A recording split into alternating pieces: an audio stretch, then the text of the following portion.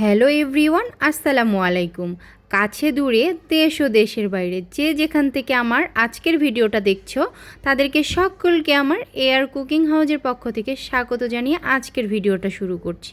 আজ আমি রান্না করব রুই মাছ দিয়ে পেঁপে। তো প্রথমেই আমি পেঁপেগুলোকে কেটে নিয়ে আমি একটু পেঁপেগুলো ভাপ দিয়ে নিয়েছি। তোমরা যদি পেঁপের তরকারি কখনো রান্না করো অবশ্যই পেঁপেটাকে একটু ভাপ দিয়ে নিবে, তাহলে কিন্তু পেঁপের যে একটা এক্সট্রা আঠা আছে আর গন্ধ আছে সেটা কিন্তু করবে না। তো এইখানে আমি প্যানে হচ্ছে পেঁয়াজ মরিচ আর রসুন কুচি দিয়েছি, এগুলো আমি ভালো করে বাদামি করে ভেজে নিলাম। তো এইখানে আমি পানি দিয়ে দিচ্ছি।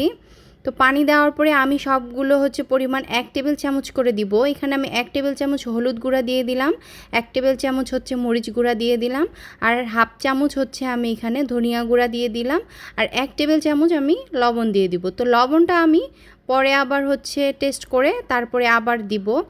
তো এইভাবে আমি হচ্ছে পেঁয়াজ মরিচগুলোকে একটু সিদ্ধ করে নিয়ে এখানে আমি মাছগুলো দিয়ে দিব। তো মাছগুলো হচ্ছে আমি একটু কষিয়ে নিব। আসলে ভাজা মাছ আমাদের বাসায় কেউ খেতে চায় না, যার কারণে হচ্ছে আমরা এভাবেই রান্না করি। আর তোমরা যদি চাও যে মাছটা ভেজে নেবে তাহলে নিতেই পারো, এটা অপশনাল। তো আমরা হচ্ছে এভাবেই খাই। তো মাছগুলোকে আমি একটু কষিয়ে নিচ্ছি। তো এই তো আমার মাছগুলো কষানো হচ্ছে।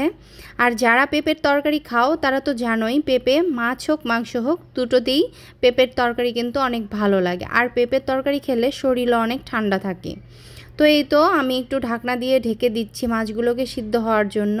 তো এই তো আমার মাছগুলো কষানো হয়ে গিয়েছে, এখন আমি একটা প্লেটে মাছগুলোকে তুলে নিচ্ছি। তো এই তো মাছগুলোকে আমি তুলে নিয়েছি। এখন আমি পেঁয়াজ মরিচটাকে একটু ভালোভাবে কষিয়ে নিয়ে এই সেদ্ধ করা পেঁপেগুলো এখানে দিয়ে দিব। আমি কিন্তু পেঁপেগুলোকে একদম ফুল বয়েল সিদ্ধ করে নেইনি, আমি একটু ভাপ দিয়ে নিয়েছি। জাস্ট এর আঠালো গন্ধটা যেন চলে যায় আর আঠা ভাবটা যেন চলে যায়। তো এই তো আমার পেঁপেটা হচ্ছে খুব সুন্দর একটা কালার চলে এসেছে আর খুব নরম নরম হয়ে গিয়েছে। তো এখন আমি এটাকে ভালোভাবে কষিয়ে নেওয়ার পরে এখানে আমি ঝোলের পানি দিয়ে দিলাম। তো এই তো ঝোলের পানি দিয়ে আমি একটু ঢাকনা দিয়ে ঢেকে দিচ্ছি। তো এই তো আমার বলক দিয়ে দিয়েছে। তো এখন এখানে আমি সেদ্ধ করে রাখা মাছগুলো দিয়ে দিব। এটা কিন্তু খুব সহজ পদ্ধতিতে একটা মাছ রান্না করা প্রসেসিং। আর এইভাবে মাছ রান্না করলে কিন্তু এর স্বাদ দ্বিগুণ বেড়ে যায়। আসলে যে যেভাবে খায়, কিন্তু আমার মনে হয় এইভাবে মাছ রান্না করলে মাছটা হচ্ছে পরিপূর্ণ পুষ্টি থাকে এবং মাছটার হচ্ছে তেলটা চলে যায় না। তো আমি শেষেই একটু হচ্ছে জিরা গুঁড়া দিয়ে দিলাম আর হাফ চামচ লবণ দিয়ে দিলাম। তো আমার মাছ রান্নাটা প্রায় হয়ে গিয়েছে। তো বন্ধুরা, তোমাদের কাছে ভিডিওটা কেমন লেগেছে অবশ্যই তোমরা কমেন্টে জানাবে। আর যারা আমার পেজ থেকে দেখছো অবশ্যই আমার পেজটা ফলো দিয়ে রাখবে।